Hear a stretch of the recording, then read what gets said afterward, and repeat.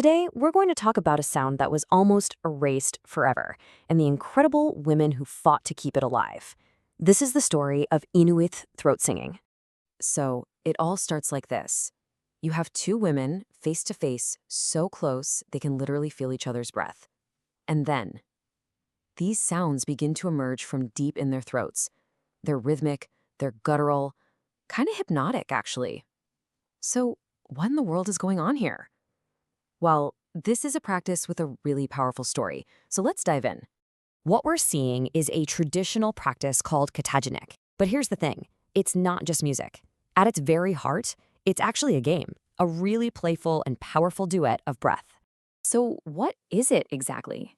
Well, katajjaq is an ancient musical form, and it's practiced by Inuit women. It's always a duet, two performers creating these incredible interlocking rhythms. And the technique is just fascinating. They're not just singing when they breathe out, they use both their inhales and their exhales to create this continuous, amazing loop of sound.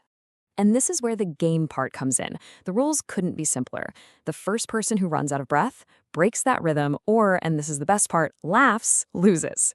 So yeah, it's a test of endurance, but it's also just a pure expression of joy. But this practice is so much more than a way to pass the time.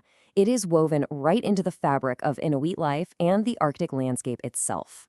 You see, the sounds you're hearing aren't just random. They are the sounds of the land. The wind, the call of a goose, the sound of water flowing. Mothers with throat sing to soothe their babies, tucked into the hood of the traditional amotik. That vibration would just calm the child right down. It was a way for women to connect with each other, with their ancestors, and to pass knowledge from one generation to the next.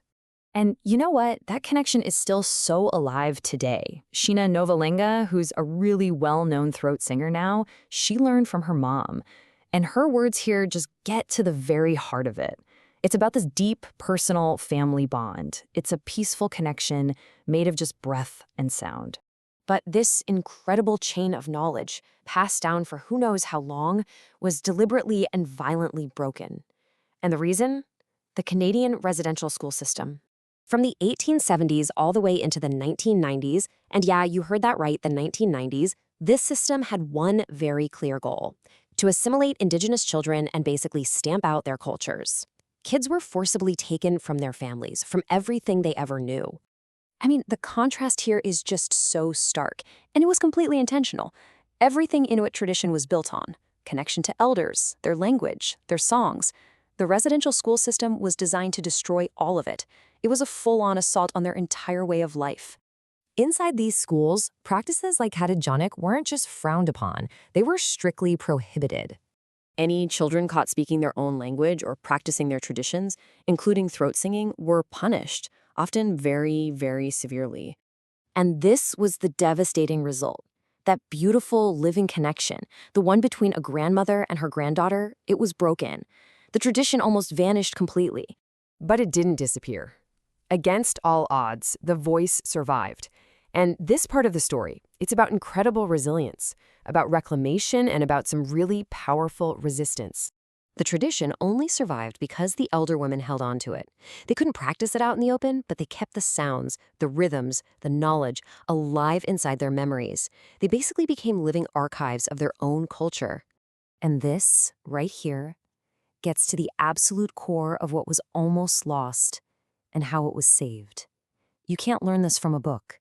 This kind of cultural knowledge, it doesn't live on a page. It lives in the breath between two people.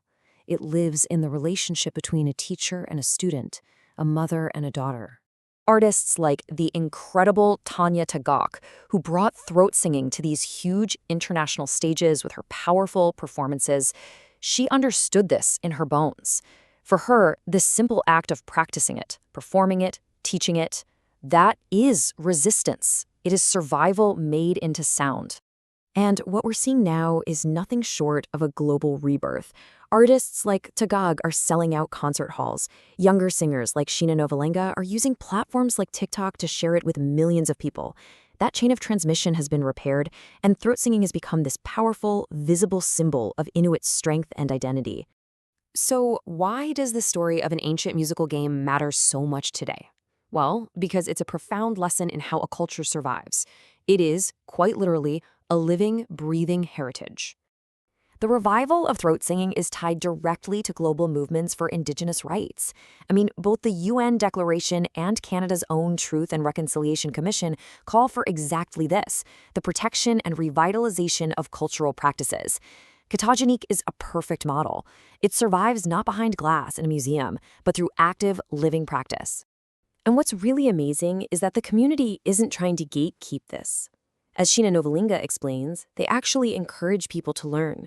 But that openness comes with a really important request for respect. It's about engaging with the culture, not just taking from it. It's about making sure that the very community that kept this tradition alive actually benefits from its rebirth. Which really leaves us with this one powerful question to think about.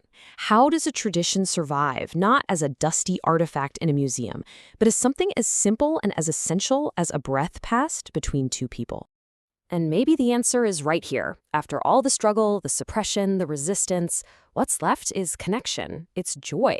The game was designed to end in laughter, and despite everything that's happened, it still does.